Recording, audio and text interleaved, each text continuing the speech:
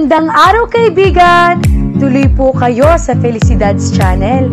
Sa mga kwento ng buhay at pag-ibig na hinalukay sa natatagong baul ni Felicidad. Pero bago po tayo magpatuloy, huwag niyo pong kalilimutan na i-like ang video, i-subscribe ang channel, at i-click ang notification bell para lagi kayong updated sa mga parating pa na upload.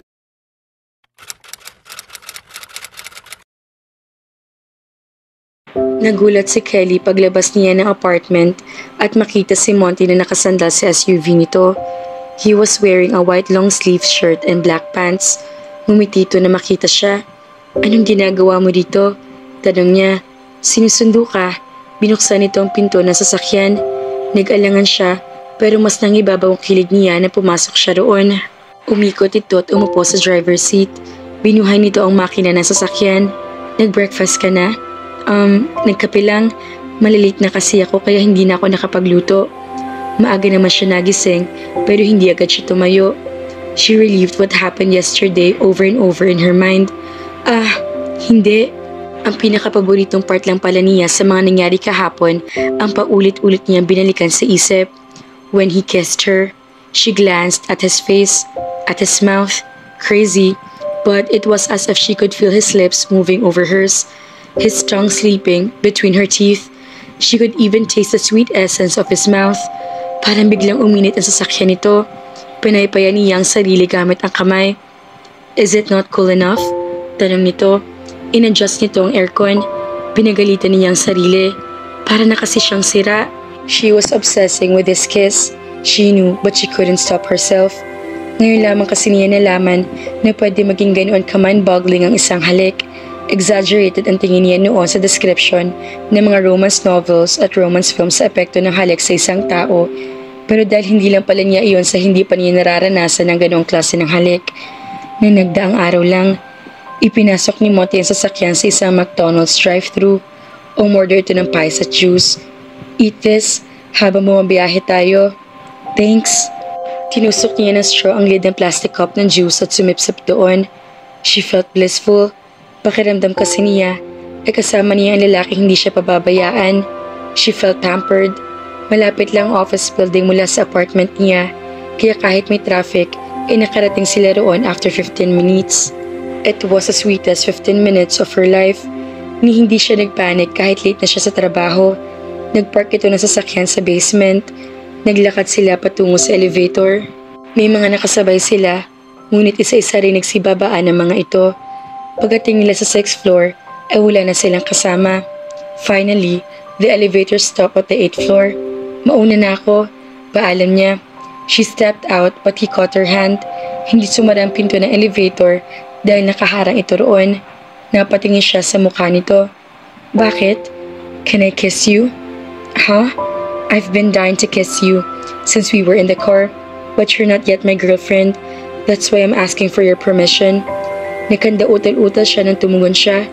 Hindi ka rin naman nagpaalam kahapon na. Ngumiti ito. "I know, but you owe me that kiss. Hinalikan mo rin ako noon nang walang paalam." Kumunot ang noon niya. "Kailan yun?" Kapag kuwan, ay bumuka ang bibig niya. "Hinalikan talaga kita noong nalasing ako. Hindi yun panaginip." "I'm glad it was not." Wingdang pa rin siya sa nalaman. "Bakit ang sabi mo? I didn't say you did not kiss me. What I said was that you didn't do anything stupid or crazy. Because a kiss from the woman I love is a stroke of luck." Pero nakakahiya pa rin. He lowered his face. "I can't wait for your consent anymore. Just let me kiss you now. Then you can kiss me next time. Let's pay back each other that way, shall we?" His mouth came down on hers. Nakalimutan na niya ang hiyang nararamdaman niya dahil sa pananamantala niya sa mga labi nito noong malasing siya. Because right at that very moment, she wanted to repeat the act of taking advantage of his mouth. She tiptoed and wound her arms around his neck. Inilagay naman nito ang braso sa kanyang baywang. She clung to him. She couldn't imagine herself wanting to stop kissing and being kissed by him. Natigilan lang siya na makarinig siya ng pagtikim. Kumala siya kay Monty at napa, "Oh no," na makita ang isang maedad na lalaki sa labas. Hindi niya alam kung kailan nangyari pero habang abala pala sila sa kanina sa isa't isa at walang pakialam sa mundo ay nakarating na sa basement ng elevator nang wala silang kamalay-malay. Mr. Sanchez, good morning. Kaswal na bati ni Monte sa lalaki. Pinatuloy nito iyon sa elevator. Mr. Sanchez, si Kelly. Kelly, si Mr. Sanchez, General Manager ng Overview Incorporation. Hello po, bati niya sa may edad na lalaki. Parang gusto na niyang matunaw sa kahihiyan. Nice to meet you. Wika nito. Sinulya pa nito si Monty. Sorry for the intrusion, Mr. Alegria. Ngumiti lang si Monty. Nakakahiya. She mouthed at him. Umiling ito. No, he also mouthed. Hinila siya nito at hinalikan ang ulo niya. I love you. Mahina lang pagkakasabi nito niyon. Halos isang bulong. Ngunit malino na malino niya itong narinig. Somehow, her bad feelings disappeared and she felt like she was flying.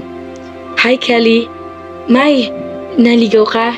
Pinagbuksan ni Kelly ng pinto ang kaibigan niya. Araw ng linggo kaya naroon siya sa bahay nila sa Fairview. Naligaw ka riyan. Ito, para hindi ako nagpupunta dito noong college. Mabuti na lang nandito ako. Sabado ng gabi lang kasi ako umuwi rito.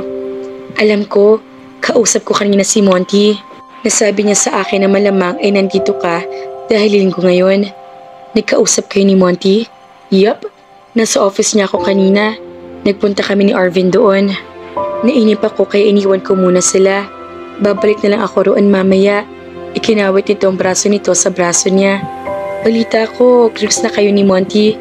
Kayo na ba? Yumuko siya at inayos ang damit. Ewan, tugon niya. Nahiya ka pang umamin sa akin. Hindi nga, yung totoo. Hindi ko talaga alam. Hindi naman siya direkta ng ligaw at hindi ko rin siya direktang sinagot. Paano ko masasabi kung kami na nga? Inihahatid at sinusundo ka ba niya? Sabay ba kayong kumain? Tinatext at tinatawagan ka niya? Oo, nag-kiss na kayo. Kinigat niya ang ibang labi.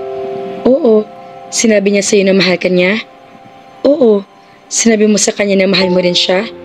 Hindi, nadismaya ito. Ikaw naman pala itong kulang sa effort. Kaya hindi pa nagiging official ang relationship niyo. Alam mo Kelly, kilala kita. Ngayon lang kita nakitang ganyang kasaya kaya I'm sure mahal mo rin si Monty. So ano pang pumipigil sa'yo? Umupo siya sa sofa. Umupo ito sa tabi niya para makinig sa kanya. Baka kasi hindi niya paniwalaan. Wika niya. Anong ibig mong sabihin? Kapag sinabi ko sa kanya na mahal ko rin siya, baka hindi siya maniwala.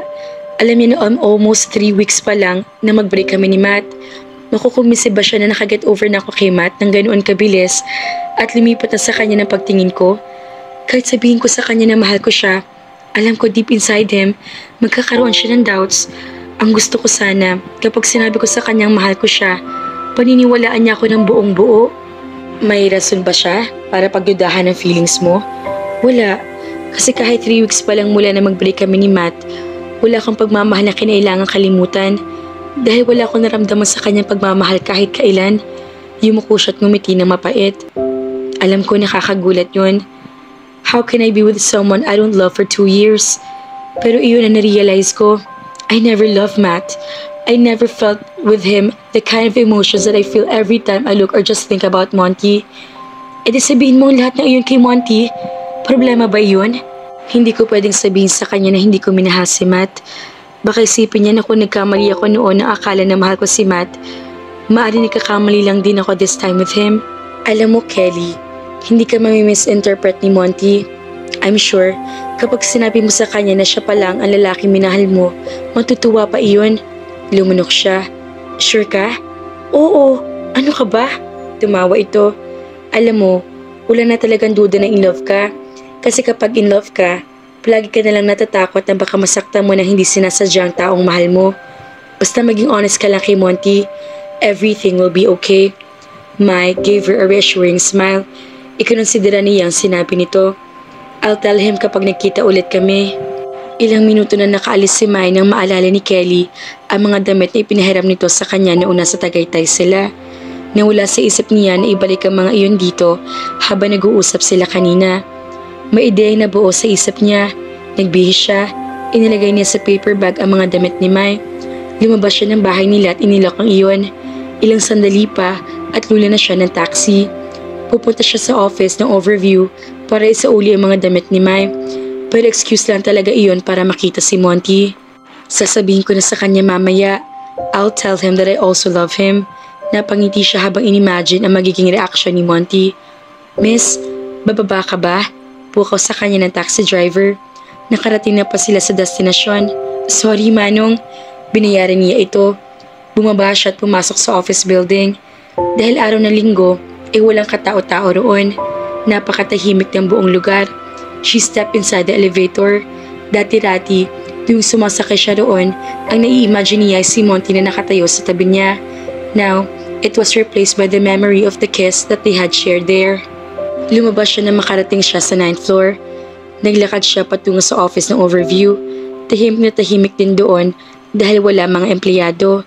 Nagtuloy-tuloy siya hanggang sa private office ni Monty. Itinulak niya ang glass door. Nasa loob sina Monty, Maya at Arvin. Monty was sitting behind the table, partially covered with the filing cabinet. Nakaupo sa edge ng table si Arvin, patalikod sa kanya. Nakasandal dito si Mai. Nakakaawa talaga nangyari kay Mai. Kung hindi ka nag-intervene, sigurado magkakaroon ng malalim na impact ang ginawa sa kanya ni Matt. Mabuti na lang, pumasok ka ng time na sariwa pang panloloko at pangiiwan sa kanya ni Matt. Nakatulong iyong para hindi tuloy yung masirang self-esteem na kaibigan ko. Thank you, Monty. Noon siya mintang kaniyang pagpasok dahil sa narinig niya sinabi ni Mai. They were talking about her. Napaka-awkward kung bigla siyang susulpot. Hindi mo kailangang magpasalamat sa akin, Mai. Hindi ko rin kinaya nangyari kay Kelly. Naramdaman ko na kailangan kong gumawa ng isang bagay para gumaan ang pakiramdam niya. Nagsalubong ang mga kilay niya. For some reason, she didn't have a good feeling about what Monty had said. Basta, thank you dahil pumayag ka sa plano ko noong nasa rest house tayo. Wika ni Mai. She released the door handle and turned. Awa, that's all it's ever is. She smiled bitterly, feeling devastated. Sinasabi na nga ba niya, imposible nagkagusto ito sa kanya. It seemed too good to be true. Pero mas pinili niya magbulag-bulagan at wag na maghanap ng logical na paliwanag sa mga nangyayari. Now, she had learned that when something was too good to be true, chances were it really was not true. Nakayokong nilisan niya ang opisinang iyon. Maagang pumasok si Kelly kinabukasan. Siya na nagbukas ng agency. Gaya na nakagawian niya, ay hinarap niya ang mga trabaho niya nang wala siya na-encounter na problema. She had always been doing good at her job. Huminto lang siya ng bandang 12:00 na pag-break-in siya ni Mrs. Bermudez. Bumaba siya ng office building pero wala siyang gana mag-lunch. Nagpunta na lang siya sa Mega Mall at naglakad-lakad. Naging masyadong abala ang isip niya kaya nakalimutan niya ang oras. 1:45 na nang umalis siya sa shopping mall. 5 minuto bago mag-alaunan makabalik siya sa office building. Namataan niya si Monty na nakasandal sa labas ng ground floor. Umiwas siya dito. Kelly, humabol ito sa kanya. Where have you been? Nag-lunch? Hindi mo ba nare-receive ang messages ko? Nag-text ka ba? Hindi ko tinitingnan ang cellphone ko mula pa kaninang umaga. Why? What's wrong? Nakita niya mahabang pila sa elevator. Lumiko siya sa kinaroroonan ng hagdan. Awa lang ba talaga ang nararamdaman ni Monty kay Kelly, mga ka-felicidad? Kaya naman, abangan!